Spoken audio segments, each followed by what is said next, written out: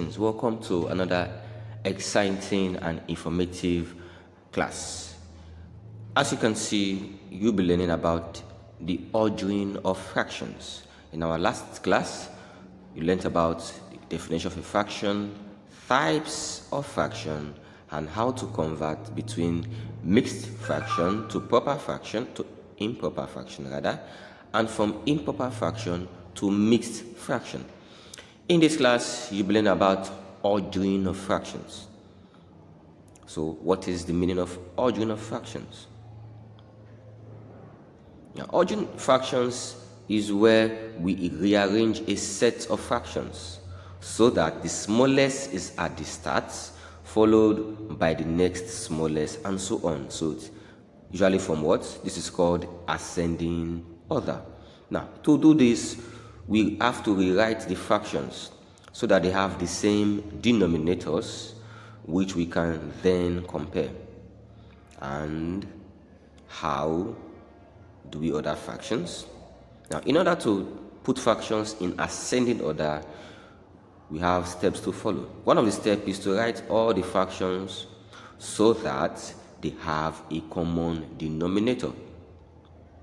Then we find the smallest fraction by comparing the numerators, and then we order the fractions, meaning if they have the same denominator, the one with the smallest numerator becomes the smallest, and the one with the larger numerator becomes the larger fraction. Then we write this number as they appear in the question size order. Let us look at some examples. We have 2 over 3, 5 over 6, and 1 over 3. Now, the common denominator is what? 3 and 6. So, let us do some multiplication. 6 times 3 is what? 18. So, we need to have a common denominator of 18. How do we do that? Multiply this by 6 and this by 3, this by 6. Because if multiplied by 6, it gives 18. Multiplied by 3, it gives 18 also. So we have a common denominator of 18. So these are the multiplication. So whatever you do to the denominator must also happen to the numerator. So if you multiply the denominator by 6, you should multiply the numerator by 6. Get it? Multiply the denominator by 3.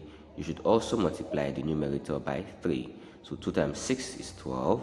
3 times 6 is 18. 5 times 3 is 15. 6 times 3 is 18. 1 times 6 remains 6. 3 times 6 is 18. So from here, they now have a common denominator. So then we arrange in what? In size. From ascending to, from the smallest to the biggest, which is what? 6 over 18, 12 over 18, and 15 over 18. Right? So let's look at another method we can use, especially when we have two fractions. This method is ordering two fractions using cross multiplication. There we have 3 over 5 and 2 over 3. Now multiply the top of the first fraction with the bottom of the second fraction. Multiply this by this, and that gives us 9, right? Good. And what do we have here? You multiply the top of the second with the bottom of the first, which is 2 times 5, which is now 10. Now 9 and 10, which is larger? Simply 10. So it means that 2 over 3 is greater than 3 over 5. So 2 over 3 is the larger fraction. By comparing the two products, 9 and 10, 3 over 5 is lesser than 2 over 3. Meaning 2 over 3 is greater than, right? This is comparing using cross multiplication.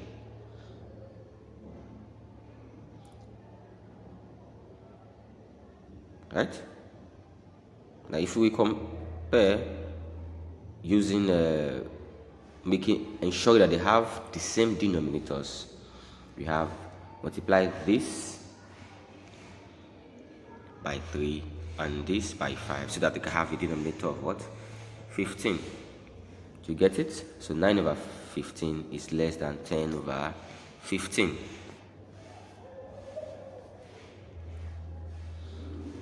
Let us look at ordinary fractions that are larger than 1, meaning big fractions.